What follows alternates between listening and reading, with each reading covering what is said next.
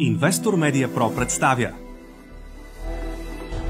Real Estate Business Forum. Инвестор Медиа Про. Тук събитията се случват. Сигурна съм, че този панел много ви вълнува. Регулация на посредническата дейност точно. И заради това започвам да каня участниците. Най-напред председателя на Националното сдружение недвижими имоти Александър Бочев. Заповядайте. След това на Националното сдружение брокери на имоти, заместник-председателя Илияна Рашкова. Заповядай. И още едно сдружение, Веселина Стоева, която е от Асоциацията за развитие на брокери на имоти. Просто забравих дали е председател или заместник-председател или представител. Тя казва, че няма значение. Избрала съм, това са организациите, които обединяват брокерите на недвижими имоти. Дали са браншови организации, дали са професионални организации, както ми каза господин Иван Велков, който е председател на ФИАПСИ България. Но това са организациите, които са известни. За други аз лично не знам. Поканила съм и представители от две агенции или компании, хайде общо да го кажа. Това е доктор Гергана Цанкова от Луксимо и Георги Павлов, който е от AG Capital, Rialto Group. Заповядайте. Защо съм направила този избор? За организациите е ясно. Другите двама съм ги поканила, защото имат малко по-различно мнение, да кажем, от организациите и е хубаво да се чуят. Така че започвам най-напред с въпрос долу-горе да изясниме кой каква теза ще защитава, така да се каже. И затова питам подред. За или против регулация на бранша, на посредничеството при сделки с имоти? Господин Бочев. Аз първо искам да благодаря за организирането на тази среща. Аз мятам, че тя ще е изключително полезна и за бранша, и за потребителите на нашите услуги. Защото в крайна сметка самия факт, че има толкова присъстващи в залата, означава, че темата е интересна и че бранша вече е озрял за регулирането на тази наша дейност и може би ще успеем точно на такива срещи да се консолидираме върху нашето мнение и това как да се случи. Така че да, ние в Национално сдружение недвижими имоти по решение на нашето общо събрание сме твърдо за регламентирането на бранша. От години се борим да има регламент, да има закон за посредническите услуги и в момента също работим активно именно в тази посока. Илияна Рашкова. Здравейте и от мене. За да може да се случат хубавите неща, които колегите от предходните два панела казаха в вашето мероприятие, си мисля, че е много важно да имаме ясни правила, по които да работим, за да изчистим имиджа на тази професия. Така че Национално сдружение брокери на имоти е твърдо за да има правила за работа в този бранш на базата на една законова уредба. Така, Веселина? Най-вече за правила, които решават проблеми и внимателна оценка, създават ли нови. Гергана Цанкова. Здравейте от мен, благодаря за поканата. Аз съм за регулацията на пазара, но зависи как тя е изпълнена или както всички икономисти дават отговор, зависи.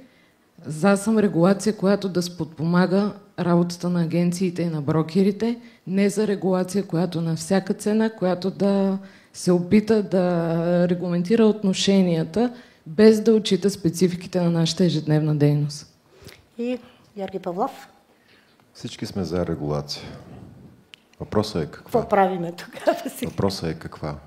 И ние сме в конкретна една политическа ситуация, където имаме конкретен законопроект, внесен в Народното събрание от една от политическите групи в него. И според мен трябва да преминем от етапа на чисто философските разсъждения към конкретна работа по конкретен текст. Колеги, това е все едно да имам вече не дали да бъдем брокер на недвижими имоти, а какво правим по конкретната сделка за конкретния имот, за който има конкретен проект за предварителен или окончателен договор. Трябва да говорим по текстовете на договора, а не изобщо желаем ли да купим имот, желаем ли да продадем. Така че за мен конкретиката е важна и аз имам конкретно мнение по внесения законопроект, което съм изказвал многократно, но признавам се не толкова публично. От 1995 година се говори за регулация. 2013 година е внесен първия законопроект, така си предстоява в Народното събрание, както предстоява сега и този. Защо е важно да има регулация? И ще дам тук две цифри. Не знам дали знаете, обаче в сектора операции с недвижими имоти има 26 845 предприятия, фирми. Разбира се, тук се включват и за управление на имоти, за отдаване под наем и така нататък, но сигурно много голяма част от тях са фирми, точно агенции за недвижими имоти и в тях, това са официални данни, и в тях заети са 43 232 души. Значи, ако сме си мислили, че има 5000 фирми за агенции за недвижими имоти, 100% са повече, и ако сме мислили, че има 10 000 брокери, 100% са повече. И така, какво обаче, какви основни проблеми трябва да реши една регулация на посредничеството? Кои са, да кажем, 5 основни проблема? И тук започвам с Веселина Стоева, защото тя единствена ми изпрати и аз съм наясно какво ще каже. После ще продължим с вас. Ти ми каза 5, аз може да ти изпрати още, не знам. 5 искаме. Да, основно нещо, което смятаме, че така осезаемо пречи на работата, е ясно дефиниране на некоректните практики. Тези, които пречат да си осъществяваме дейността, тези, които имат отражение върху услугите, имиджа и клиентите, финансовото им състояние, времево и така нататък. Следващото нещо, което би трябвало да дефинираме, е какви умения минимални трябва ние да притежаваме като брокери, но и много важно как да ги придобиваме, какви са способите за това. Това са двете неща, които са на първо четене. Другото, може би, за което трябва да поговорим, е технологията на самата сделка, как се извършва тя, къде са основните точки, в които има потенциални конфликти, които трябва да разрешаваме, така че да може да имаме един по-прогнозируем процес по време на сделките и съответно и нашите клиенти да могат да стъпват по-близо, по-спокойно в тия процеси. Илияна? Изцяло приемам това, което каза колежката. Искам да добавя обаче няколко също много важни акцента. Първия е, повишавайки квалификацията на брокерите и регистрирайки ги официално като субекти, които са в публичното пространство, всеки клиент ще може да прави информиран избор на кой да се довери. Тоест, ние излизаме изцяло на светло. Този бранш трябва да излезе от сивия сектор, трябва да излезе от лошия си имидж за това, че брокерите не стават и са мошенници. И аз смятам, че една такава законова регламентация ще допринесе да изчистим името на този бранш. Другото, което Тоест да има регистър. Точно така, да има регистър, в който да има публичност на всички заети лица. Защото ето както вие самата казахте, в нашите представи са между 5 и 6 хиляди агенциите, които действат в България. Вие сега давате една статистика, която показва, че може да са много повече, след като 26 хиляди фирми имат такъв предмет на дейност. Да не говорим, нали, хората в ваканционните имоти имат горчиви опит, какви псевдоброкери има, като таксиметрови шофьори, сервитьори. А другото важно нещо, което като основен пункт бих казала е, така вървиме по стъпките на европейската добра практика. За 2021 година вече има 18 държави с регулирана професия брокер на недвижими имоти. като само искам да подчертая, че във всичките тези държави регулацията е или държавна, или смесена. Тоест, ние като член на това европейско семейство трябва да се равняваме и в тази посока в добрите практики. И по-скоро може би да дам на колегата нещо да добави. Да чуем. Да, благодаря. Аз твърдо ще се присъединя към твоето мнение, поради простата причина, че негативният имидж на професията със всеки изминат ден върви надолу. И понеже заговорихме за статистика и за цифри, направихме едно изследване през социологическа агенция Ноема, което беше свързано с така богата палитра от въпроси, свързани с недвижимите имоти, но няколко от тях касаеха това колко процента от потребителите, участниците на пазара, ползват брокерска услуга и биха ползвали брокерска услуга. За наше най-голямо съжаление процента беше 37%. И това се дължи именно на липсата на прозрачност, дължи се именно на това, което казах и колегите преди мене, наличието на нелоялни практики, некоректни практики, които последните години вземат застрашаващи размери. Също така се дължи на това, че няма абсолютно никакви минимални, подчертавам минимални, образователни изисквания за упражняването на нашата професия. Всеки един човек, който се събуди днес с добро настроение, до обяд вече може да бъде брокер на недвижими имоти и да работи с един огромен финансов ресурс и да работи най-вече с мечтите на хората. Затова смятам, че първо трябва да се създаде единен публичен регистър, който да е задължителен, където да бъдат вписани всички лица, упражняващи тази дейност, агенции за недвижими имоти, брокери и агенти. Трябва да има въведи минимални образователни изисквания за упражняването на тази професия и за лицата, които управляват агенциите за недвижими имоти. Също така трябва да има действително сериозно становище на такъв един закон по отношение точно на тези практики, за които говорим и които накърняват имиджа и авторитета на професията и всъщност пречат на работата ни и пречат и на това нашите потребители да получат качествена услуга. Така че проблемите са доста пред бранша и всъщност аз се радвам, че сме тук и че сме направили крачката в правилната посока, събирайки се и обсъждайки тези проблеми, защото това, което казах и преди малко, като че ли бранша вече е озрял да бъде въведена такава регламентация. И проблема за мен е най-сериозният, че ако ние не направим тази крачка сега, след 5 години, след 10 години, този бранш и тази зала вероятно ще включват десетки само брокери, единици от нас ще бъдат тук. И то не защото новите технологии, които преди малко видяхме, които се развиват доста бързо и изкуственият интелект ще са ни отменили и няма да има нужда от нашата професия, а защото потребителите няма да искат да работят, няма да искат да припознават нас като техни доверени консултанти и брокери. И затова, за съжаление, ние ще трябва да изчезнем от пазара. Така че, действително трябва да си дадем сметка, че в момента може да направим нещо много добро за бранша и да направим правилната крачка напред. Истината е, че за тия 5 неща имаме пълно съгласие и сега човек, като слуша различните сдружения, казва ми, те говорят едно и също. То е така. Принцип за тия 5 неща. Но законопроекта не решава тия 5 неща. Законопроекта е 60 члена, разположен на десетки страници и той решава десетки други проблеми по един много странен за европейската практика и спорен за българската действителност начин. И това не е всичко. Законопроекта предвижда, освен този безкрайно дълъг закон, да бъдат издавани наръчници и помагала за методическо ръководство, правила и указания за типизиране на документите. Тоест, освен тия десетки страници, ние вероятно ще имаме още неизвестно колко. 100, 200, кой знае колко страници правила, наръчници, помагала и указания. И аз искам да попитам, защо ние просто не се съгласим, че трябва да решим наистина 5 неща, да не разделяме бранша и за тия 5 неща очевидно вече имаме съгласие да го направим по този начин. Аз това не го разбирам.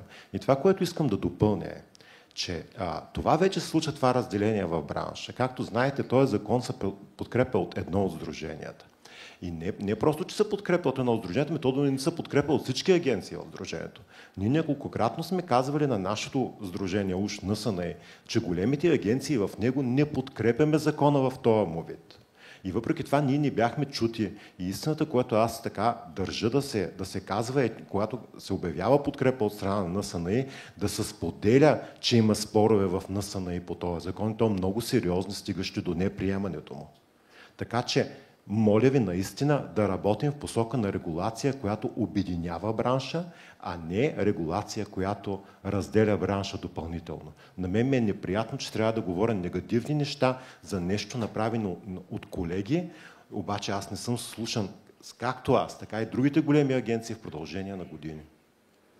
И в крайна сметка стигнахме до там, че големите агенции ние се обединихме по един негативен начин и предполагам другата седмица в парламента ще бъде внесено нашето становище по закона, което ще бъде подкрепено не само от Rialto Group, а от всички най-големи агенции.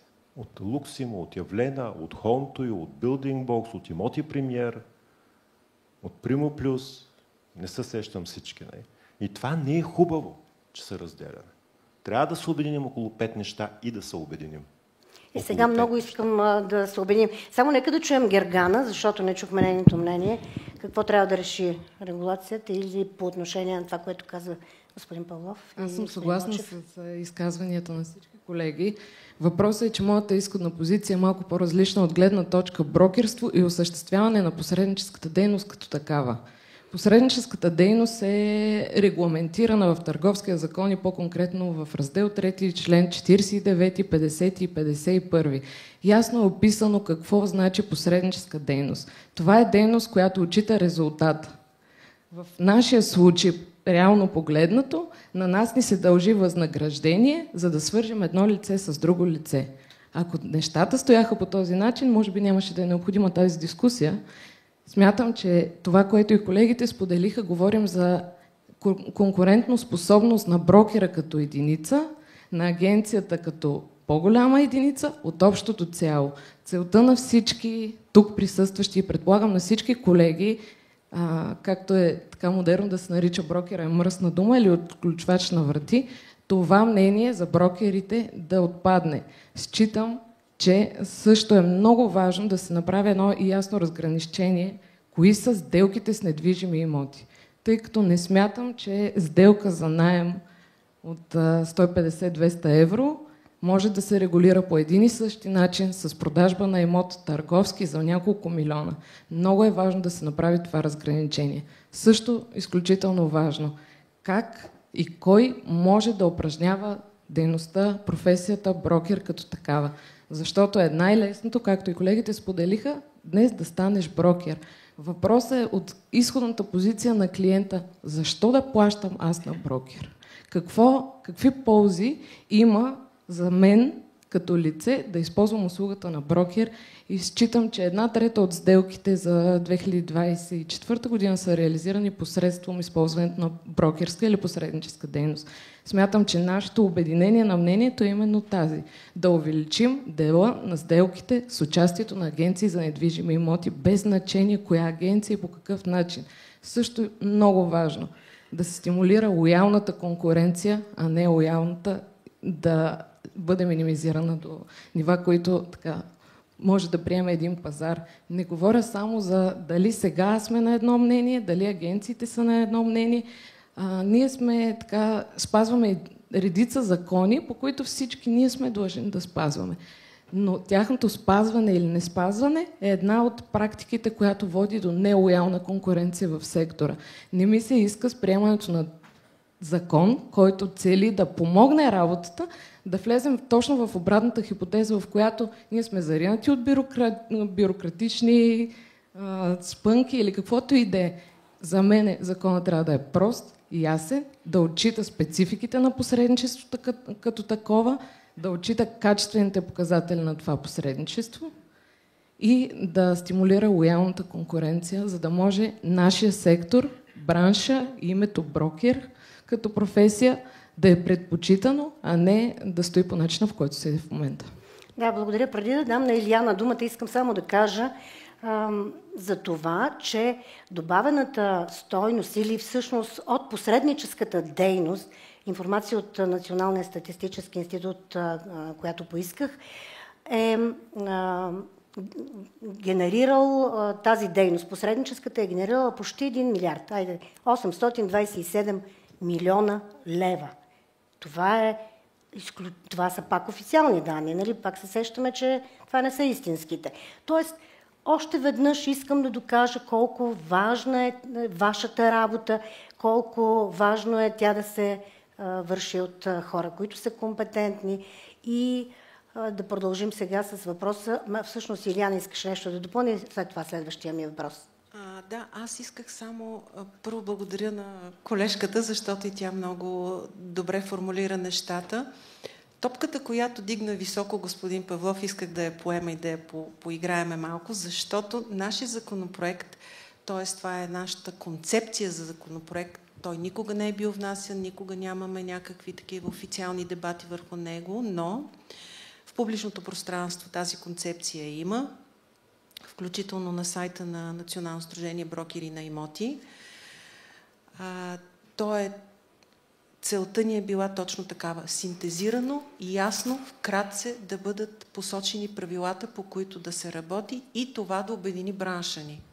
Всичко, за което ние тук говориме, го има в нашата концепция за законопроект в рамките на 30 странички, и по отношение на образованието, и по отношение на регистъра, и по отношение на това как държавата трябва да поеме своите функции и за образованието, и за поддръжката на регистъра, и за въздаването на наказания и други санкции за нелоялните и некоректни брокери.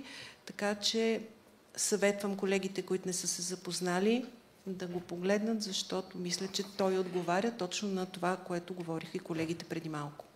Значи това, което аз разбирам до тук, е, че всички се обединяват общо взето около едни и същи неща. Някъде има голям препъни камък, освен че препъни камък е това, че не е обсъден законопроект, внесен от НСНИ, и че има хора, които са членове на НСНИ, но са против. И всъщност, според мен, дали пък не най-големия проблем в това, кой ще упражнява контрол. Нали, като изключваме това, което господин Павлов каза, че е много голям, че е много изискване, много подробности и така нататък. Може би препъни камъка е кой ще упражнява контрол. Държавата, камера? Аз това, което първо искам да кажа по отношение на това, което колегите говориха, аз съм напълно съгласен с всички преждеговорящи, че се обединяваме върху едни идеи, които със сигурност са ни необходими.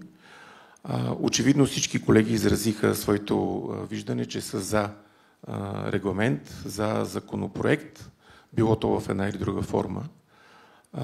Но тук е момента, може би, да попитам, след като всички сме за закон и след като всички искаме тази професия да бъде регламентирана, какво се направи през всичките тези изминали години? Национално сдружение на недвижими имоти, за голямо мое удоволствие и щастие, е една демократична организация, в която решенията се взимат от Общото събрание. В това Общото събрание членуват около 350 компании, за мое най-голямо удоволствие, разбира се, едни от най-големите на пазара. Но те, като всички останали, са равнопоставени членове на нашето сдружение. Всеки е имал възможността при разглеждането именно на този законопроект да изрази своето мнение. Редица компании го направиха. Този законопроект е съобразен, доколкото сме могли, с мненията на тези компании, членове на Национално сдружение на недвижими имоти, и така или иначе той е приет от Общото събрание на нашето сдружение. Да, той най-вероятно не е перфектния, не е идеалния вариант, но все пак е поредната крачка напред. И това, което аз имам предвид, че ние от 2013 година, още със създаването на първия законопроект, активно работим по въпроса да бъде създаден законопроект и да стигне той до институциите, защото институциите, за съжаление, са абдикирали от това да регламентират нашия бранш.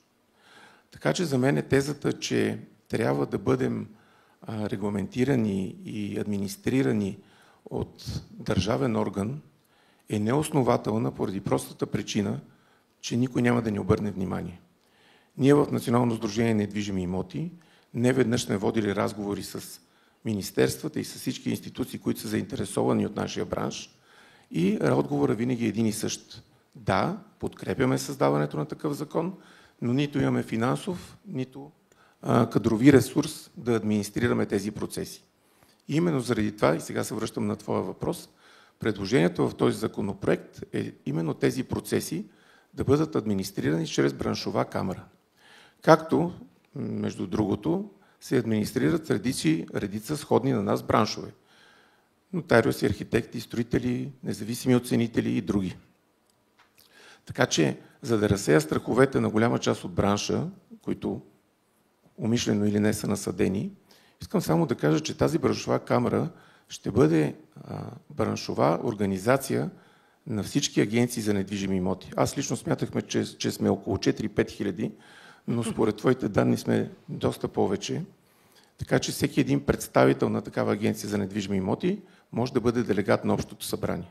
Може да бъде предлаган за органите на тази камара, може да гласува и да избира. И това, което е най-важното според мен поне, че всички тези органи на тази камара, които ще бъдат избирани между нас, хората от бранша, ще бъдат на мандатен принцип. В този законопроект, в преходните и заключителни разпоредби е записано, че мандатите на всички органи на тази камара са от 3 години. Така че аз лично не виждам по-демократично и по-справедливо администриране на този бизнес, което няма да е в ръцете на, как да кажа, може би е силно казано, на чиновниците на политическата класа, която може да променя правилата на играта. Благодаря.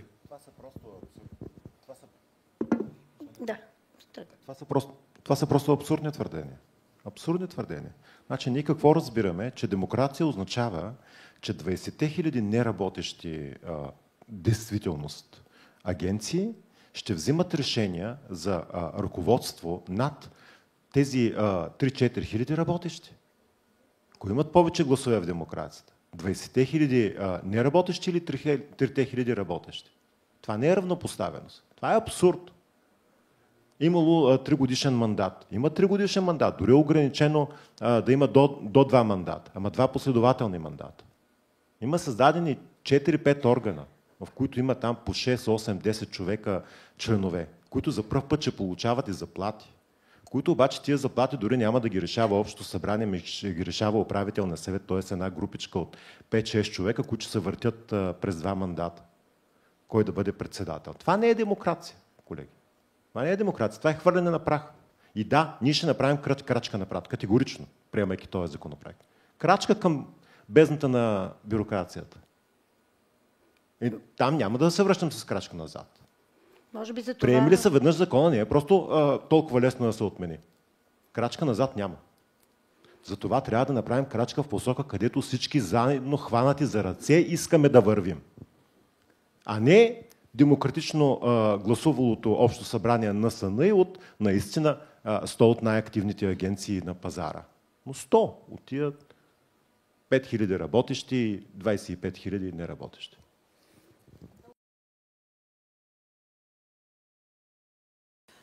Много ви благодаря, господин Павлов, за това, че казахте едни от слабите места, които колегите в техния законопроект са заложили. Първо искам да кажа на господин Бочев, че 2013 година държавата тотално абдикираше наистина от възможностите да поеме администрирането на този бранш.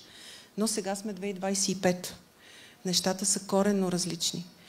Дори всички становища, които са изпратени от държавни и общински институции като становище към законопроекта, който е внесен, се вижда, че са отрицателни към въпросния законопроект, но с подкрепата на това да има изобщо закон за тази дейност.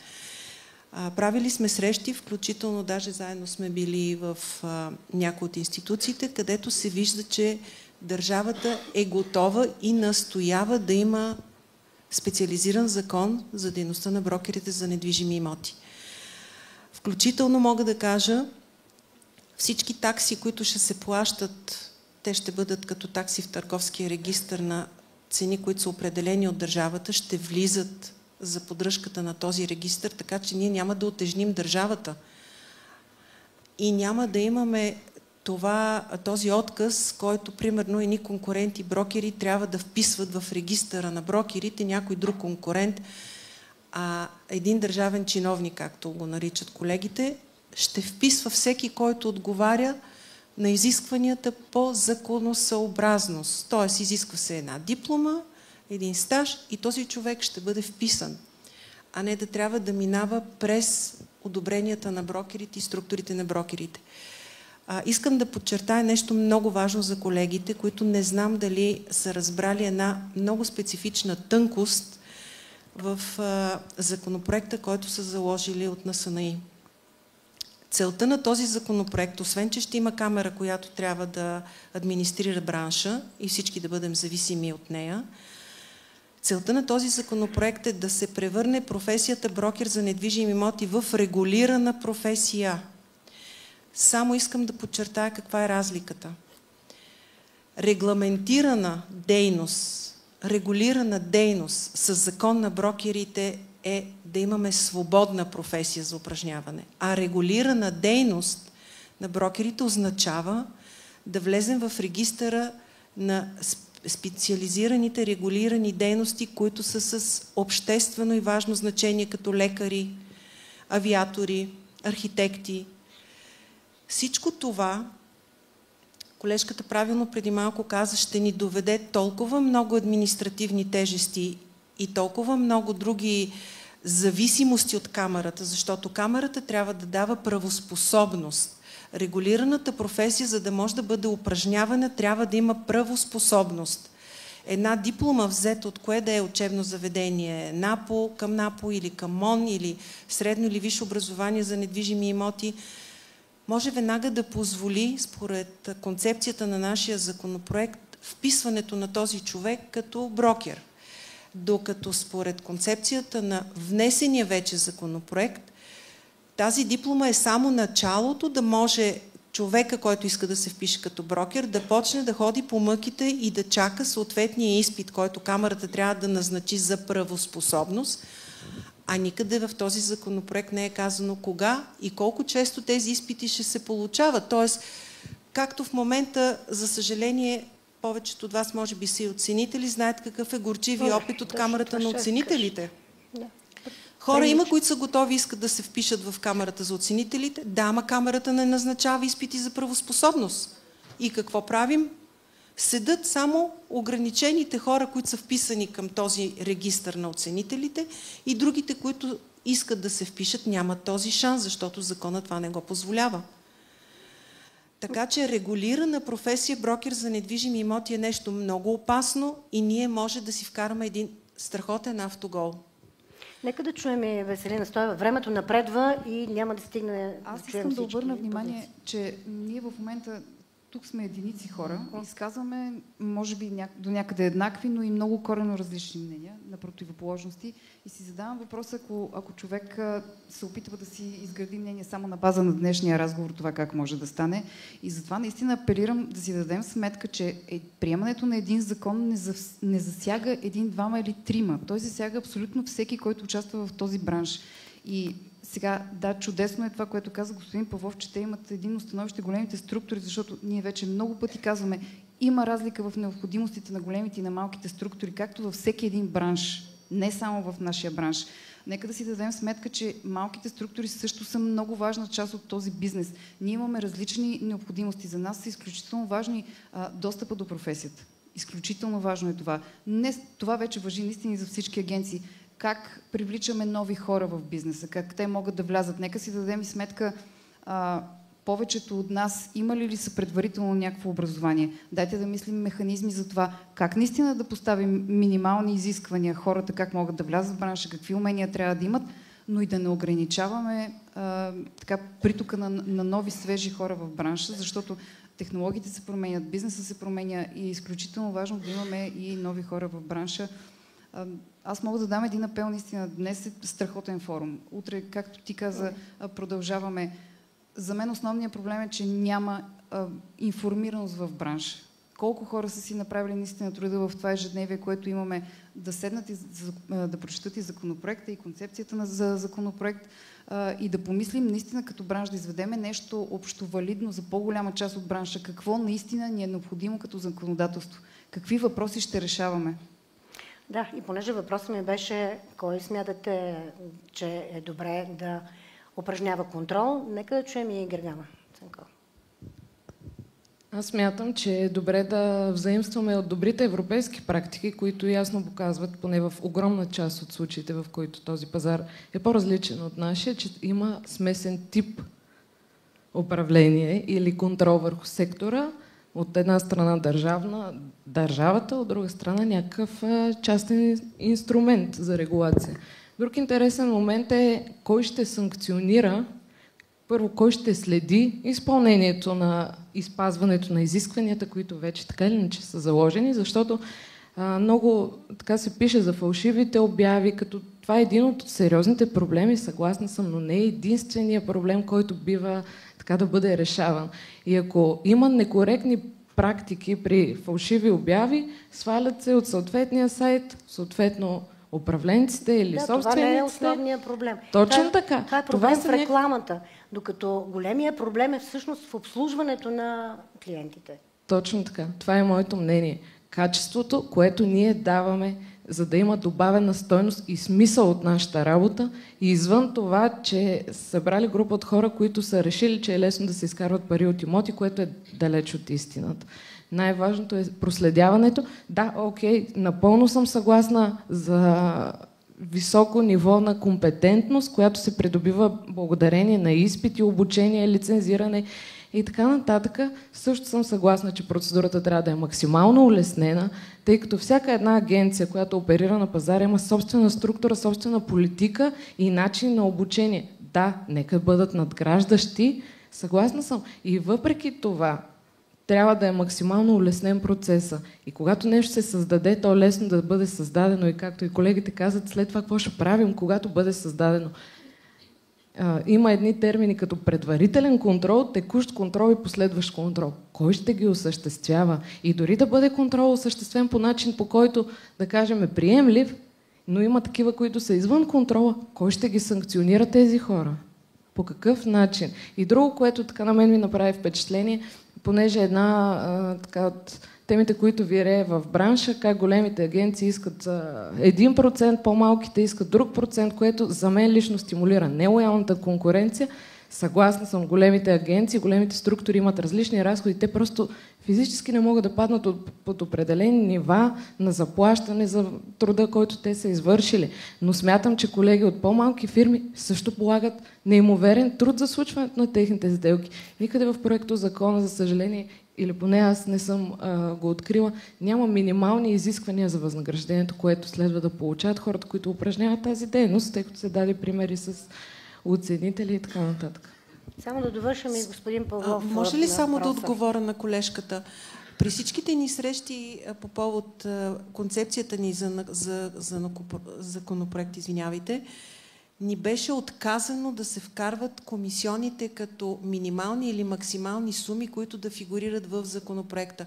Според държавата това е ограничение на свободата на потребителя и заради това европейската практика не позволява ние да фиксираме нито минимална, нито максимална стойност на комисиона. Ние имахме в първоначалната си идея да заложим един минимум. В член 51 от Търговския закон пише, че посредника получава възнаграждението си, което е обичайното за сектора. Кое е обичайното за нашия сектор в този веднага случай? Ако не е отговорено друго, разбира се, така пише в закона. Да, веднага ще отговоря. Ако вие говорите с брокер от Русе, той ще ви каже обичайната търговска практика в Русе. Ако говорите с Петриче трето, ако е ваканционен имот е четвърто, така че обичайното е търговската практика на региона, в който се упражнява дейността. Аз искам да добавя малко конкретна информация за колегите, за това каква е практиката по света. Националното сдружение на недвижимите имоти, член на Европейската асоциация на имотните професии, и ме прави впечатление, че последните години не популяризира особено изследването, което СЕПИ е направило на регулацията на бранша в Европа. Независимо, че самото НСН е участвало в това изследвания и аз съм получил резултатите благодарение на тях. Там са изследвани 19 държави, 17 от Европейския съюз, Великобритания и Швейцария. И членство в професионална камера се изиска само в Австрия и Белгия. Такова нещо не се изиска в Испания, в Чехия, не се изиска в Швейцария и в Германия, не се изиска в Гърция, Грузия и Финландия, не се изиска в Франция, не се изиска в Ирландия, не се изиска в Италия, не се изиска в Люксембург, не се изиска в Нидерландия, не се изиска в Полша, не се изиска в Румъния, не се изиска в Словакия и Великобритания, но се изиска в Андора. И ние ще следваме примера на Андора. Аз не казвам, че Андора е лоша държава. Има прекрасни ски курорти, доколкото знам. Моят съвет е да следваме по-умните, с по-голям опит, които са тествали и доброто, и лошото. Слушайки колегите, които се изказаха преди малко, и действително благодаря за оповестяването на доклада на СЕПИ. Разбира се, всички избрани от тези държави, понеже го носи в чантата си, имат изключително силни и най-често една национална асоциация, в която членуват. Да, тя може да не се нарича камера, но е Национална асоциация на професионалистите по недвижими имоти. И там се спазват много сериозни етични правила. За съжаление, ние тук нямаме дори и един етичен кодекс, който да спазваме. Също така, тук изказвам, разбира се, мое лично мнение, бих се съгласил да водим всякакви конструктивни разговори по отношение регламентирането и администрирането на закона, ако някой постави на масата реалния държавен орган, който би се заел с това. За съжаление, ние до този момент не сме го намерили. И не 2013 година, когато за първи път ви поканихме на такава обща среща, а и 2019 и 2023, когато отново правихме такива срещи, отново не го бяхме намерили. И за съжаление и днес не съществува. Така че ние сме предложили този вариант на администриране поради вярването, че това е единствения в момента възможен начин да имаме закон. Всичко останало е плод на наистина много красиви и много интересни изказвания, но аз мисля, че докато нямаме наистина на масата поставена реална алтернатива под формата, да речем, на Агенция по вписванията, Министерство на правосъдието, Министерство на икономиката, защото цитираните държави от господин Павлов, именно тези органи поемат част от администрирането. Казвам част, защото в повечето от тези държави е смесен тип администриране. Няма проблем. Наистина, бранша трябва да сме единни. Трябва да искаме едно и също. И както виждам, искаме едно и също. Но за съжаление, към настоящия момент аз мятам, че няма алтернатива. Аз искам пак да говоря с факти. Значи аз съм, т.е. Адрес е създател и коректен член на НСНИ от създаването на сдружението и когато чуя такова нещо, аз вярвам. Обаче не знам кога нещо се пречупи в мене и като беше внесен предния път законопроекта, използвах случая да посетя Министерството на регионалното развитие. И те тогава имаха проблем, че им бяха тръснали регистъра на домоуправителите, които не ги знам колко са, но имам подозрение, че са повече от брокерите. Моля, съгласен за това. Така, че са. И хората, желаещи, не желаещи, го правят този регистър. Колко добре ще го направят, нямам представа. Не ме интересува регистъра на домоуправителите. От 10 години не съм домоуправител и не искам да бъда, както и член на ръководството на каквато и да е камера и сдружение не желая да бъда. И те ми казаха, като ни кажат, че го направим. Не казвам, че са го казали с ентусиазъм. Бяха приятни хора. Имахме повод да си поговорим как са били прецакани от брокери в Банско. Обикновено това са темите за разговори с хората, да ви кажа. И така че, окей, НСН не е намерило, НСБ и пък може да намери, пък АРБ може да намери някой друг. Не знам. Давам шанс на всички. В потвърждение на това, което каза господин Павлов, алтернативите са две. Или Агенция по вписванията, или МРРБ. В момента точно за това се преговаря. Обаче аз за първи път чувам една такава позитивна теза от господин Боджев и искам в този прекрасен форум да задам следния въпрос към него и респективно към ръководството на СНИ. ако се намери такава държавна структура, която да администрира този бранш, вие бихте ли се отказали от идеята за законопроект с камара и регулация на професията? Аз ще отговоря последния начин. Аз за разговорите в Министерството на регионалното развитие и благоустройството, за съжаление, слушам от доста години, че ги водите. И даже на последния разговор, който водихме с участието на господин Павлов и няколко други, да ги наречем, големи компании, вие казахте, че хубавите неща, цитирам, стават капка по капка. За съжаление, обаче, бранша няма време да чакаме капка по капка да се случат. И аз смятам, че воденето на лични разговори, да речем от господин Павлов или от който да било в Министерството на регионалното развитие и благоустройството, не са официалната позиция на тези институции. Така че аз, за съжаление, не мога да дам този отговор от името на Национално сдружение на недвижими имоти, поради проста причина, че всяко едно нещо при нас се гласува на общо събрание и това трябва да бъде поставено пред общо събрание. Аз не изключвам вариант това да бъде поставено на следващо общо събрание и да бъде прието, но пак казвам, нашата позиция за сега е такава, защото това е прието на нашето общо събрание и смятаме, че това е единствената възможна алтернатива към настоящия момент. Така че, ако тези разговори наистина се водят и ако има представител на тези институции, които да дойде и да каже пред нас, бранша, пред цялата тази зала, да, ние сме готови да застанем за именно този законопроект и да администрираме вашата дейност, доколкото разбирам, колегите от Арби утре организират продължение на тази дискусия, така че може да ги поканите и съответно те да изразят тази официална позиция. Ясно е, че тая тема не сме изчерпали. Може да се каже, че сме поставили някакво начало. Искам да ви кажа, че в всички градове, в които провеждаме форуми, ние ще дискутираме тази тема, което означава, че ще събираме мнения и от хора в другите градове, Варна, Пловдив, Бургас и така нататък. И се надявам в крайна сметка да се стигне до едно общо решение и тези срещи да продължат между вас. Това, което аз за себе си разбрах, е две много важни неща, в които никой не е против. Едното е да има регистър и другото е да има квалификация, образование, подготовка. Това са двете неща. И вече трябва да се намерят сигурно и следващите няколко, които да обединят всички и действително да можем да даваме на потребителите, на вашите клиенти една по-добра услуга, защото, повярвайте ми, като управител на имоти.нет, на платформа, на портал за недвижими имоти, всичко рефлектира върху нас.